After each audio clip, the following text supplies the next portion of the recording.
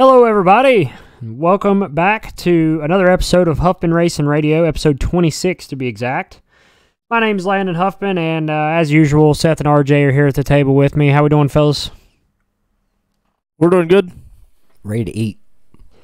RJ had to work overtime today, so we're behind a few hours on our recording ETA. Hour and a half, 2.5 hours. 2 hours.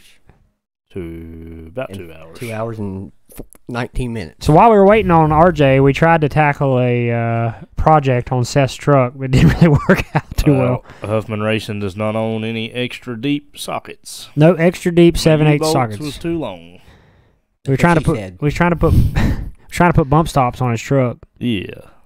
Because he had that Carolina squat going down the interstate. I wouldn't say it's the Carolina squat. It squats a little bit. It just kind of feels like the front end flies. That's a good way to eat up fuel. Yeah, that too. That's another reason. It's not a Carolina squat. When I bought the truck, I was like, I think it started at 14 miles per gallon, and the old girl was down to 11.9. Well, them tires don't help you none. No, the tires don't help. The leveling kit don't help. It's not a right foot don't help. It's not a Carolina squat. It's a Claremont limp. That was pretty good. That's more accurate. All right, on the docket for today. Well, there's a giant elephant in the room. Well, not really between us, but if you've been paying attention, I'm lost already. He's done screwed me up. We didn't talk about national days or nothing. Listen, if you've been paying attention, you know there's been some news here recently.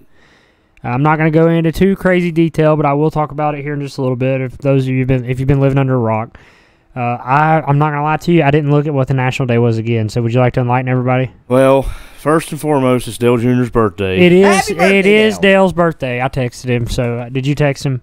I don't have his number. Oh, Yeah, we're not damn. ready. Oh, just kidding. We're peasants. It is National Handbag Day, National Cake Decorating Day, and something else to do with cakes. National Booty cakes. Okay. God knows. You know that. Booty cake day. You know, I bet Grandma Karen made a badass pound cake today for National Cake Day. Your mom actually was supposed to save me a piece of pound cake. Yeah, it's banana pudding pound I cake. know. So I need to hunt her up and get my cake. We ate one last night. You mean hunt her down? I'll hunt her sideways if I want to, Wow. RJ. Well, That's weird. rated R. Well, he was just bitching because, that's words. You hunt somebody down, you don't hunt them up, but it's essentially the same I said thing. the same thing, Landon. If you're going to look for them, you're hunting them down, hunting them up, hunting for them. Did you go hunting this weekend? Yeah. Did you shoot anything? It's National Angel Food Cake Day, by the way. Oh, so she Um, probably made angel food cake then. no. Did not shoot anything. Are we surprised, I did RJ? enjoy an icy cold Bush Light I'm waiting for in my tree stand. I don't even think Seth can call it hunting at this I'm point. waiting for another baby kill. Well, there's not going to be a baby kill in that county. Maybe I ain't going to promise anything about Catawba County, but when I'm traveling to the hunting club, I'm trophy hunting. Trophy hunting. Yeah, Out there trophy hunting. Getting that 15-pointer. you're on quite the drought, man. Your drought's about as long as Moonhead's I drought. think What? Moonhead's drought? Getting laid? Yeah. I need to just make y'all go hunting with me one time, and you'll understand that it's not easy. I'll go if it's not cold. Well, So hunting RJ's season, out, so- hunting season is only when it's cold. At least in I the mean, south. right now it's not overly cold. No, it's not that bad. Felt nice the past couple days. RJ, how was your weekend? It was all right. What'd you do? Well, laid around the house, clean, watched Landon drive from 15th to almost 2nd. How many McDonald's meals did you eat over Two. the weekend? 2 days in a weekend, 2 McDonald's trips. Is it the same order every time?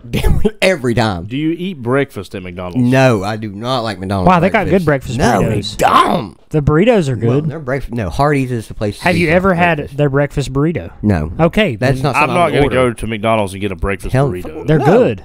That's like I the go only get thing a I would get sausage, there. egg, and cheese McMuffin. McGriddle? Or at participating McDonald's that had the bagels back, which Conover did not. Get a McGriddle. McGriddles ain't bad. I'll go to Hardee's. I raced at South Boston this past weekend for Autos by Nelson, the Cars Tour. we'll recap that, and we've got a few more topics to talk about in this episode, but it's probably going to be a relatively short one, and who knows where the conversations will go. But thank you guys for tuning in and choosing to sit through another episode of Huffman Racing Radio. We're going to go ahead and hop right into it. Back to South Boston this weekend. This was the third trip I've made there in the 2023 season. The first two resulted in a DQ.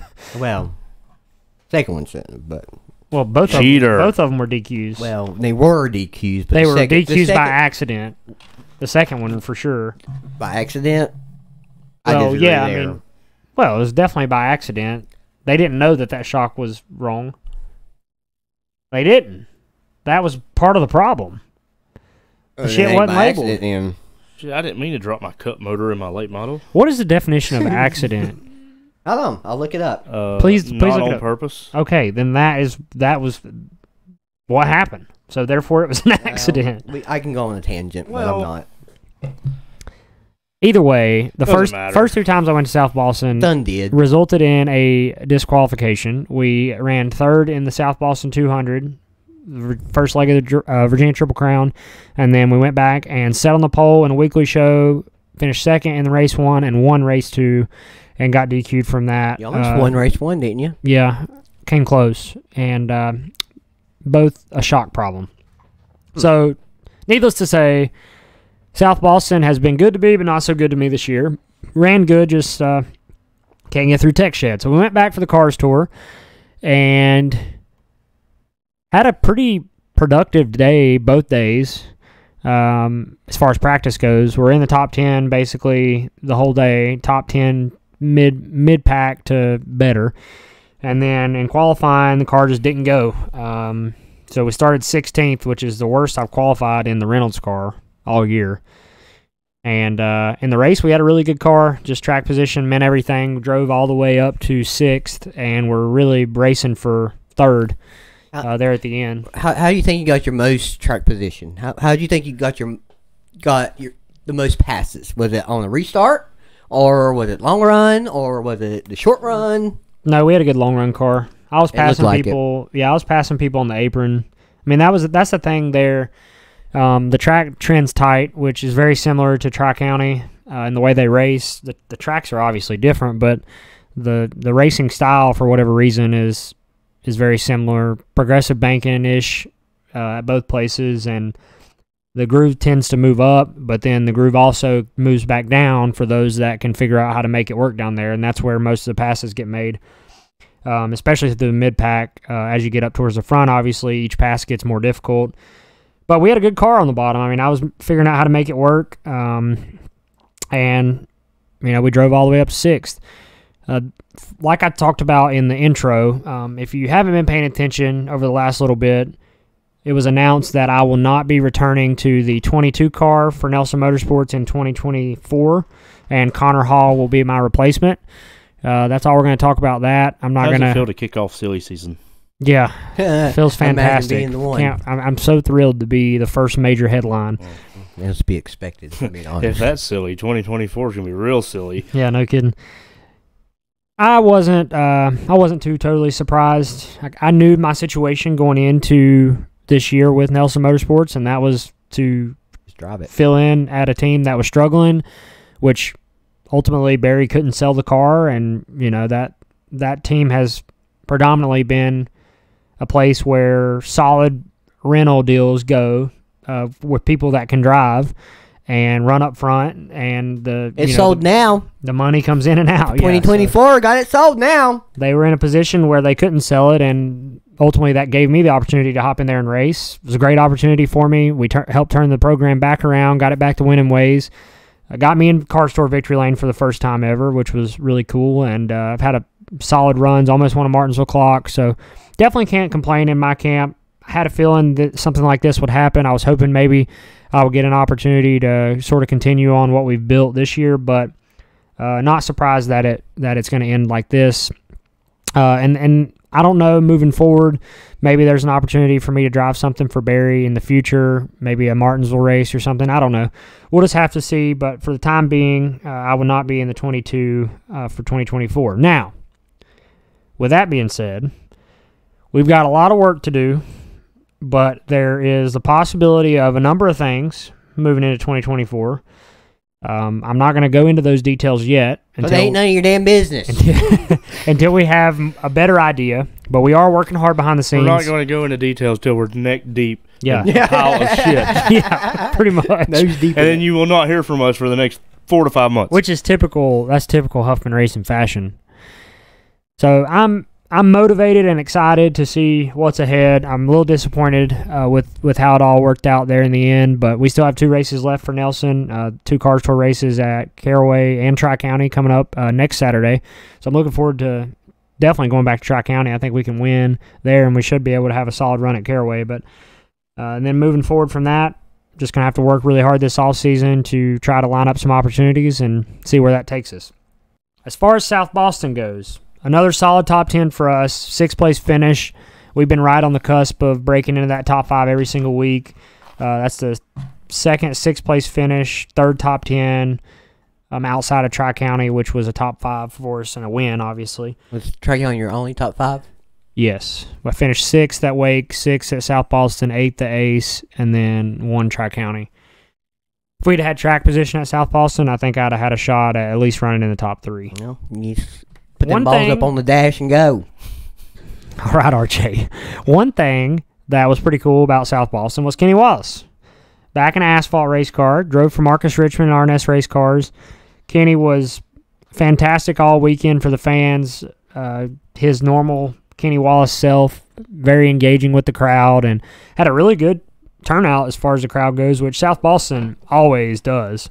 They have the double-tier parking or double-tier trackside deal in 3 and 4, which is badass. And then, obviously, they always have the backstretch full of trackside parking as well. But Kenny struggled a little bit, which honestly is probably normal for someone that doesn't asphalt race regularly to try to come into the Cars Tour as competitive as it is. But I was really glad to see him out there. Got a lot of good content bits, and stuff like that's definitely going to help the series moving forward. They need people like Kenny to come do one-offs and race every once in a while. Maybe they need like Bobby Labonte or somebody like that to come out of the modifieds too. Well, Kenny said he's done. He ain't doing asphalt no more. After seeing them kids in the back of the pack racing around him, he's like, I ain't doing this. I did see that interview. That was pretty funny.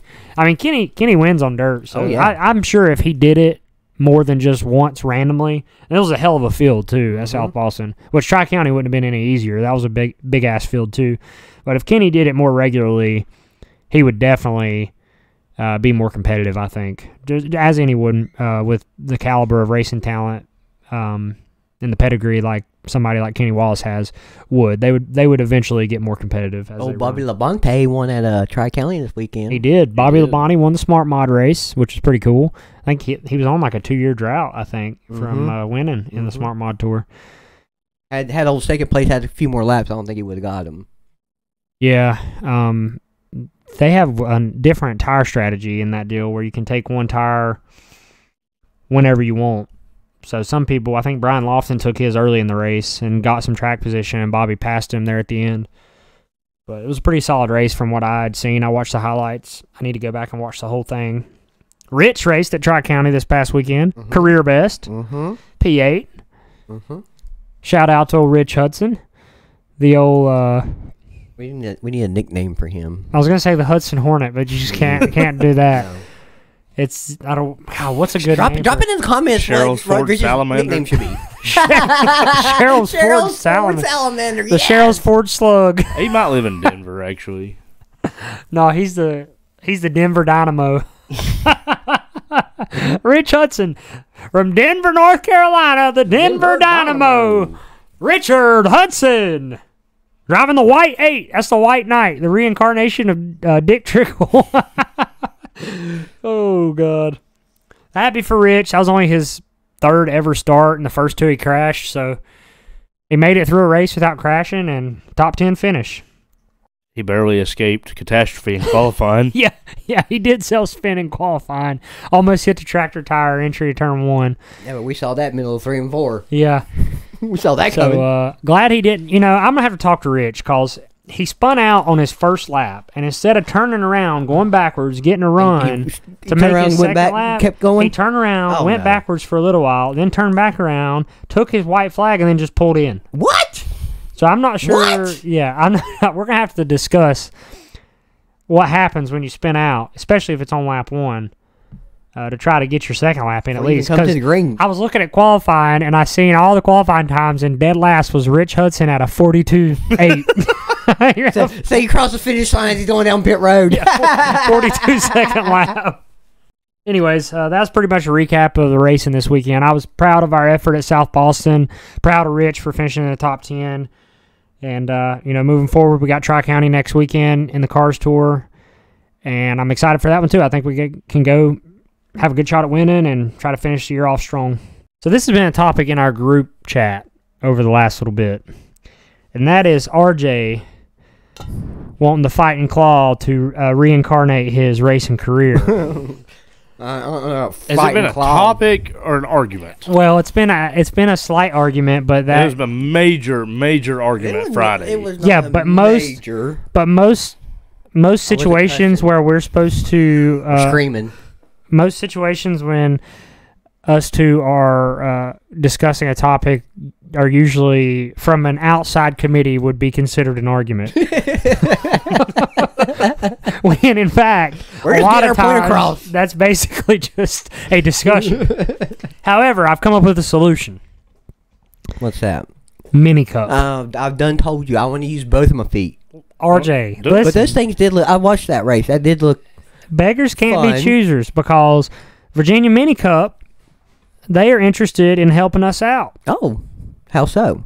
They talked to me about getting us a car. Okay. And so I don't know anything about them, but we're gonna have to look into it maybe. But they're the same as those arena cars, I think. I think so. They they're have suspended, are they not? They are. They have shocks and springs, so it's not solid front suspension like a Bando. Where all do they race? South Boston. South Boston, Dominion. I believe they come down here every once in a while towards the end of the year, but we're Motor Mile they race at. That's not too far. There was another Virginia track. What are the other Virginia tracks? Langley? I think they ran Langley, but we ain't going up there. Ain't that almost in Baltimore? Langley is on Virginia coast, yeah. Okay. Lonesome Pine, where's it at? Lonesome Pine, that's another one. Tennessee. Oh, no, okay. I'm pretty sure they still run. It is in Tennessee, but I think they ran there. Either way. I mean, if we're getting assistance, I ain't going to decline. Either way, I just feel like that would be a perfect opportunity for RJ Williams. Spike asked me how fast I'd be going down the straightaways. In a mini cup? Yeah. They were going pretty fast. Well, my light ass would probably... I If said, they would- well, Spike, they still have a minimum weight. They were going fast enough that if they crash, Oh, yeah, that's the problem. You ain't got nothing around. it's going to hurt pretty Yeah. bad. Yeah. But Yeah. also, your frame and build would be perfect in a mini cup. Yeah, and then I'd snap in two when I hit the wall. No, you might just ragdoll around. Be all right. I feel like you'd be okay. We'd make it RJ, safe. if you survived a Mazda 626, I think you'll be fine in the mini I cup. didn't hit nothing harder than that.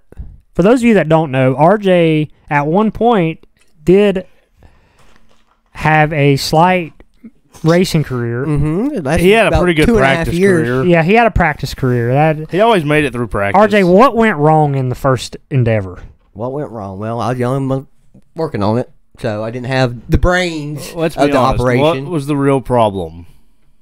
Mechanical failure.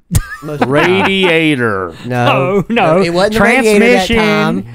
It was transmission first, because you had some cheap-ass damn 250 in it, because we got to run damn automatics at Hickory in those things. Tell them what you raced first. Renegade. So I was in a Renegade. I had a Chevrolet Nova. Stock V8s. Yep, stock Renegades V8, of the road. stock suspension. Really couldn't do much to them.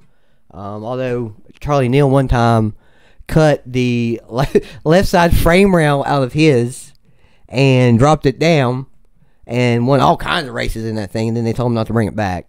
But I remember that.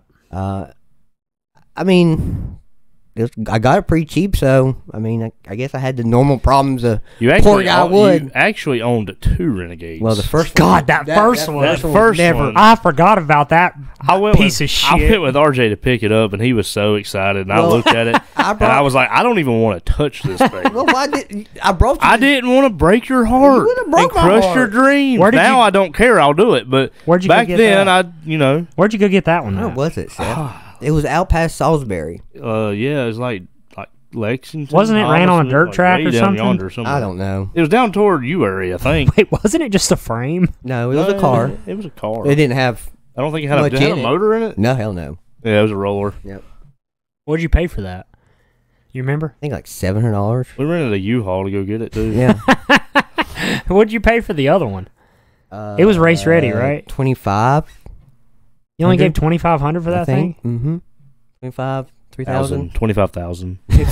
25. If I had grand. $25,000, I would not be buying a damn shitty Renegade. The last race RJ ran was Was probably my- his best. It was effort. my best race because I was starting to figure it out. But I didn't have the And motor the rest of the boys did. He drove over top of the last corner, overcorrected, stuffed a head on the outside wall, and that was it. Well, I still can't figure out why old boy sent it in 5 car lengths deeper than everybody else just to get to me. What are we, 5 years removed now, and you still have animosity? Yeah, damn right. I like to see him wreck every damn once in a while. He can't drive anyways. He gets that damn car of his all souped up and goes out there and then all over the damn place. Is Now said he's gonna go street villain? stock racing. Is said villain still racing? Who's that? Is villain? Oh yeah, that we are discussing. Yeah, he's been a Renegade since. Poured all kinds of money into the car he has now. Still couldn't get a W. So if we went back Renegade racing, he'd be our number one rival. No, he's going street stock racing. He's Have trying- you ever considered like drag racing? No, that ain't. No, Like bicycles, like Huffies? no. I'm too old for that. I'm not a It's drag not too racing much. fan. I'm not either. But have we I just ever feel really like it'd seen be a drag easier race? on RJ's pocketbook. Have I been to a drag race? Yeah, I've never been. The only drag racing I've watched was the backstretch at Motor Mile. Yeah, those are that's like spectator drags, wasn't it? No. I watched back when they were Hooters racing and stuff. They had like actual drag cars back there. Some. I watched spectator drags at Dominion this year. They had them going on while we were there with the Cars Tour. We should go to an Hell, NHRA go to race. Hickory, the city of Hickory, on any Friday Yeah, and then go Saturday down night 70. on Highway 70, and you can see all the spectator drags you want. Right over there by Red Lobster. With all their clapped out shit boxes, you can't even drive. A normal human like myself cannot even drive through Hickory I mean, on the weekend. that was the thing when I was young. Like, you would have a full blown panic attack if you took the Corolla to Hickory on a Friday or Saturday night. I don't go up there anyways, so unless I go to Chili's. I go up there to go to Chili's. You don't look That's what I'm very saying. cool You in can't that you Corolla. can't even go enjoy a nice basket of chips and salsa Well, and some honey chipotle chicken crispers because of all the kids out there not paying attention to where they're damn going. youngins. You want to go to Chili's this evening? No. razors. Why not? My wife's You buying? my wife's got a You buying? thing. Huffman Racing credit card buying? We could See, maybe. you do this online and then he has to do it. RJ said he's getting his double quarter pounder with cheese, 10 McNuggets, 3 large fries, and 4 Cokes. So. 4 Cokes for sure with extra sugar. RJ, do you enjoy McDonald's apple pies? Yes, I do. Those are good. I wanted to. I just Strawberry thought about cream this. ones are We're good. talking about RJ's shitbox, and this made me think of the vintage racing at Tri-County the other week. Oh my god. RJ could watch this, but you didn't. I wanted to tell you this about it, and I totally forgot, and it just hit my brain while we were sitting here recording this. So there was like an old, I guess probably a 50s or a 60s model out there The racing. one running in the way back. What was Tony Stewart That's a driving? 40s. Hold on. Yeah, it was like a 40s car. Late 40s. Yeah. And he was out there racing, slower than shit, but he was still out there racing. Yeah. He literally pulled off the track. The race was still going on, okay? So I watched him pull off the track. I'm like, oh, he's done. I was up at our merch truck, which is in the grandstands. Well, literally 5 minutes later, he pulled into the grandstands area and parked it right beside our merch truck And to got out. display it and got out and was still buckled in and shit. He got out, or he come off the racetrack, pulled in down pit road, Through the tunnel. pulled around into the garage, went in through the tunnel, out, around, back up, and parked it beside my merch truck, and the race was still going on. Hell yeah. And he was still strapped in. He got out, unbuckled, took his Hans off and everything. He probably drove that son of a bitch there. I guarantee he did. I didn't even see a trailer for it. I was like, that is the coolest shit. I think it was about 4 feet off the ground. Redneck shit I've ever seen in my life. Well, RJ, they didn't exactly have bump stop technology in the 1940s. Oh, we're getting down to the end of this episode. It's been a short one, like I promised. But we're going to review some reviews because some of you guys got some reviews in. Right, yeah, we got some new ones. Keep them coming, though. Keep them coming. Yeah. Don't slack on them. All right. We're up to 119 reviews now. And we were, what, 117 last time? I don't know, but we've got this one. It came in on Thursday. Okay. It's from J. Opplinger 5. Oh. It's a 5-star review. So, 5-star review. Well, yeah, we appreciate you get 5 that. stars automatically for that. Yeah. Advice for low budget racers is the title. It says, "Hey Landon, love the podcast and what you do. Keep it up. Do you have any advice for drivers that can only race a few times each year, and what races would be best to run in late models to get the most attention? I've raced in the Allison Legacy Series and have won 19 out of the 26 races over the past 2 seasons. God dang! Wow. See, I want one of them. But can't afford to move up into late models full time. Sorry if this is long. Okay. All right. So my best advice." Race within your means. Yes, race within your means. Great job, RJ. That was a great way to lead it off. Race within your means, because a lot of people don't do that. A lot of people try to move up too fast or race outside of their budget and eventually just run out of money and then they're done. Mm-hmm. So race within your means for sure. So if you can't necessarily move up, I wouldn't worry about trying to force yourself up if you don't have the funding to do it. However, if you do, race where you can win. Mm-hmm. Or at least learn. Don't move up to the point where you're racing and you have no business being out there. You're clearly not, whether it's equipment or The gap experience. is too much. Yeah, the gap is too far. You need to race where you can win. Or run good. Or at least run up front and run competitively, because that's where you're going to learn. That's also where if someone is going to notice you, they're not going to notice you if you're running 16th in a 25 car field. They're going to notice you if you're winning or running a top 5, no matter the car count. Really. Yeah. I mean, it don't matter if there's 4 cars. Nobody has to know that. And, also- and you're not going to learn nothing about. You're not going to learn nothing running in the back with all the turds. It's also 'Cause they don't know what they're doing either. a hell of a lot more fun when you run up front. Why else do you go to the racetrack? Right. And let's be honest, the amount of people doing this for a career are very, very slim to none if you don't come from money. Mm-hmm. Obviously, Well, I mean, if you come from money, you really ain't working. well, I mean, at that point, I guess you can consider yourself doing it for a career if you're paying to be there or if it's a rental deal. But my point is, it's very, very difficult to make it in this day and age. I mean, 15 years ago it was very difficult. But I guess where I'm going with this is you need to be having fun, because racing's about fun. And if you're not having fun, it really freaking sucks most of the time. And confirm. Yeah. Racing is a sport of a lot of lows and a few highs, but the highs make it worth all the lows most of the time. So if you're not racing and not having fun, you need to try to figure out a division that you can race in so that you can have fun, because if you can do that, then there's longevity there. You don't want to spend all your money, race 5 times, not have any fun, and then be broke. Right. You can go out and rent a damn late model twice a year, and then that's all the racing you get done. Don't do shit for you. Right. So that's my advice. Take it or leave it. I'm not telling you it's great advice, but that's my advice. But thank you so much for your 5-star review, man. 5 stars. We appreciate it. RJ, we need like a when somebody leaves a 5-star review and we review it, we need like a sound from you, like a custom sound. Okay. I don't know, like I agree. yeah, like I know what something- you mean. Yeah, I don't Kind of like on sound Twitch, effect or like the sound effect. yeah, on like Twitch an or alarm, whatever, but it or like a notification. But when I say 5-star review, you just immediately regurgitate that notification. We'll work on that. I don't know what it'll be. We'll script it out. Yeah. We got one more here we can read. All right. This is from Dubs 1985, 5-star review. 5 stars. 5-star review. It says, love the show.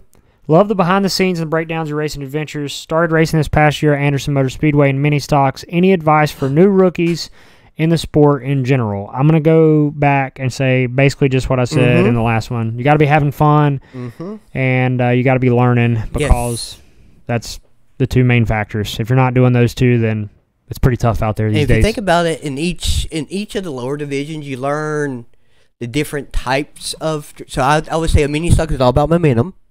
So you learn how to keep your speed up, Roll speed. going around the track, driving it off in there, And then when you move up to a bigger motor, then you learn how to get off the corner and deal with the weight and the horsepower and all that stuff. There used to be a structure in short track, a short track ladder, like even at a local track. People started in a mini stock or a four-cylinder car. Or a pure stock. Or a Renegade, something of that nature. I mean, shit, back in the 90s, mini stock was the thing. I mean, that was a Everybody popular had a mini stock. division. Yes. Yeah, that was a popular division. I mean, Hickory had in the 20s. Shit ton, yeah. Yes. And then limited late model would probably be the next step from that because the trucks really weren't a thing until like early 2000s. I think street stock is the next for mini street stock. stock. Sorry, street stock, stocks, limiteds. Yeah, street stock, which in the 90s, I don't know how, I guess street stock then would be Super more like sport. a, yeah. Super like, sport is what When it I was called. little and going to Hickory, It was super sport. I think the street stock was more of like the Renegades now. Yeah. Yes. And then the street stocks now were super sports. Old And then they sliding Harry Klein and they Wild had Bill mini Irie. stocks, which was a true mini stock. But then they had pro minis, which was was the the Pro Pro 4s Right. that we've Tube become chassis. accustomed to now. Right. Right. And basically, all of those divisions have been consolidated, or some of them are gone. Yeah. Mini stocks ain't a thing around here no more, and I wish it was. If it was, They ran that'd them, be what I run. They ran them at Wake County. Yeah, but were they true mini stocks? Mini stocks is a stock frame.